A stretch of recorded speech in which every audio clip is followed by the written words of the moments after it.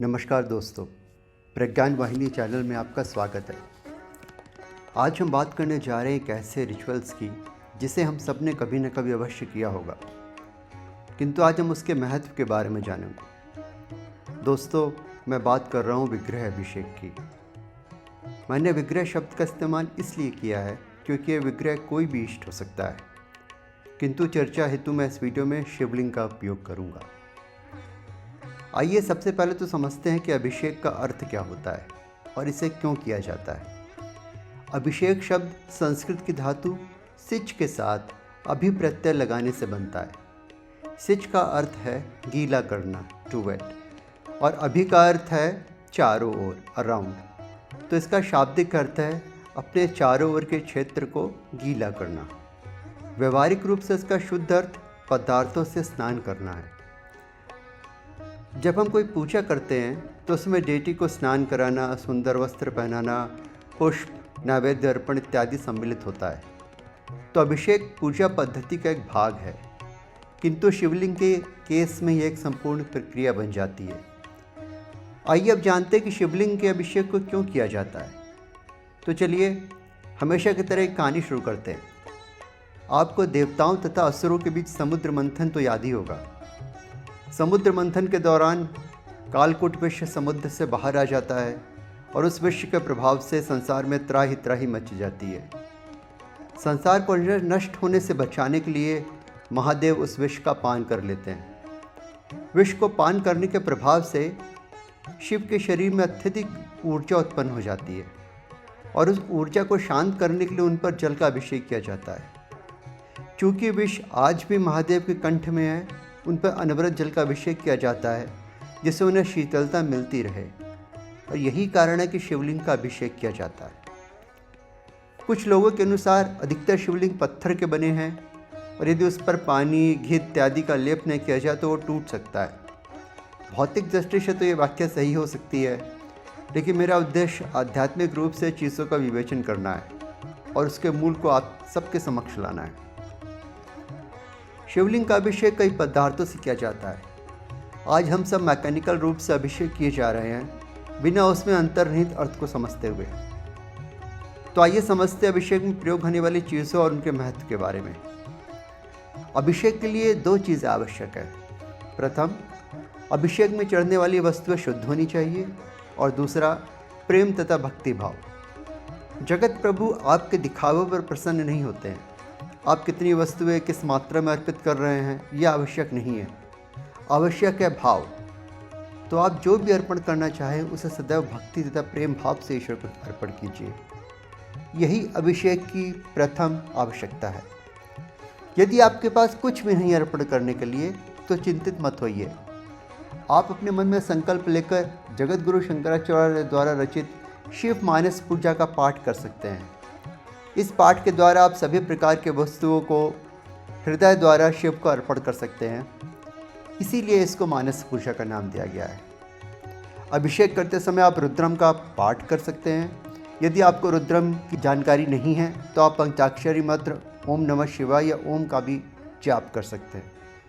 आइए अब समझते हैं अभिषेक में प्रयोग होने वाली चीज़ों, उनके महत्व के बारे में। आपने मंदिरों में शिवलिंग का घड़ा लटकते देखा होगा, जिसमें बूंद बूंद करके पानी शिवलिंग पर गिरकर उसका लगातार अभिषेक करता रहता है। इसे कुंभाभिषेकम कहते हैं। सर्वाधिक जल का प्रयोग शिवलिंग के अभिषेक में किया जाता है, लेकिन मेरी जानकारी में एक मंदिर ऐसा है जहां पर जल से अभिषेक नहीं किया जाता है। वह है कांचीपुरम में स्थित एकाम्बरेश्वर मंदिर। इस शिवलिंग को स्वयं माता पार्वती ने मिट्टी से बनाया था और इसलिए इसका अभिषेक जल से नहीं होता। ये मंदिर पंचभूतों मंदिरों में से पृथ्वी तत्व लिंग का मंदिर है। अन्य 4 तत्व के मंदिर इस प्रकार हैं: अर्थ एकाम्बरेश्वर मंदिर कांचीपुरम, वाटर अर्थात जल जम्बूकेश्वरार मंदिर त्रिची, अग्निलिंगम अरुणाचलेश्वरार तिरुवन्नामलाई, वायुलिंगम कालाहस्ती, और ईथर अर्थात इंद्रलिंगम जो कि नटराज टेम्पल चिदम्बरम में है। चलिए जानते हैं अभिषेक में प्रयुक्त होने वाली विभिन्न प्रकार के वस्तुओं, उनके महत्व के बारे में। सबसे पहले बात करते हैं दूध की। दूध से शिवलिंग का अभिषेक क्षीरब्धि अभिषेक कहलाता है। दूध हमें गाय से प्राप्त होता है और गाय का सनातन धर्म में बहुत महत्व है। हम गाय को कामधेनु स्वरूपा मानते हैं, जिससे हमारी सभी मनोकामनाएं पूर्ण होती हैं। गाय के शरीर में विभिन्न देवी देवताओं का निवास होता है, अतः यह पूर्ण ब्रह्म रूप में भी देखी जाती है। हम इसे माँ के रूप में भी देखते हैं, क्योंकि गाय हमें दूध देकर हमारा पोषण करती है। हम पृथ्वी को भी माँ के रूप में देखते हैं, तो गाय को पृथ्वी रूप में देखते हुए इससे प्राप्त दूध पृथ्वी तत्व को प्रदर्शित करता है।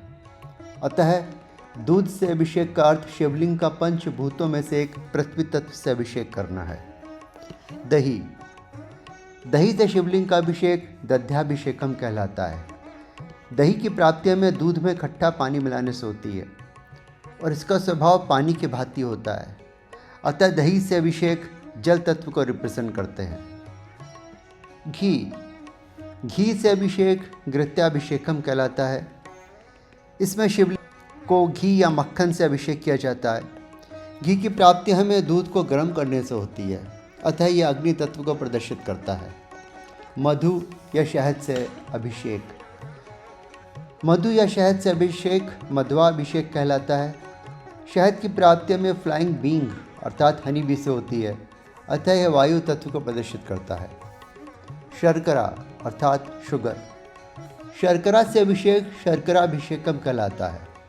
शर्करा स्वीटनेस का सिंबल है, वो ईश्वर के इस तत्व को प्रदर्शित करता है। फलों से अभिषेक इसे फलामृतम अभिषेकम कहते हैं। जिस प्रकार पक्के तथा श्रेष्ठ फल भगवान को अर्पित किए जाते हैं, उसी प्रकार हमारी साधना भी श्रेष्ठ तथा परिपक्व होनी चाहिए। गन्ने का रस अर्थात शुगर केन से अभिषेक गन्ने के रस से अभिषेक को इक्षावामृतम अभिषेकम कहा जाता है। गन्ना भगवान कामदेव के हाथ में भी होता है। यह ईश्वर के प्रेम तत्व को दर्शाता है।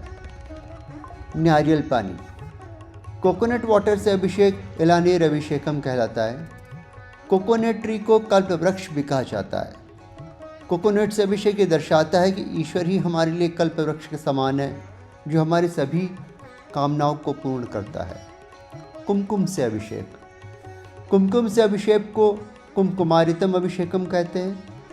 कुमकुम शिवलिंग में शक्ति का प्रतीक है। लाल रंग ब्लड को रिप्रेजेंट करता है। कुमकुम से अभिषेक शक्ति पूजा का प्रतीक है। हल्दी अर्थात टर्मरिक हल्दी से अभिषेक हरिद्रमितम अभिषेकम कहलाता है। हल्दी शुभता का प्रतीक है। ये सभी प्राणियों में शुभता की कामना करता है।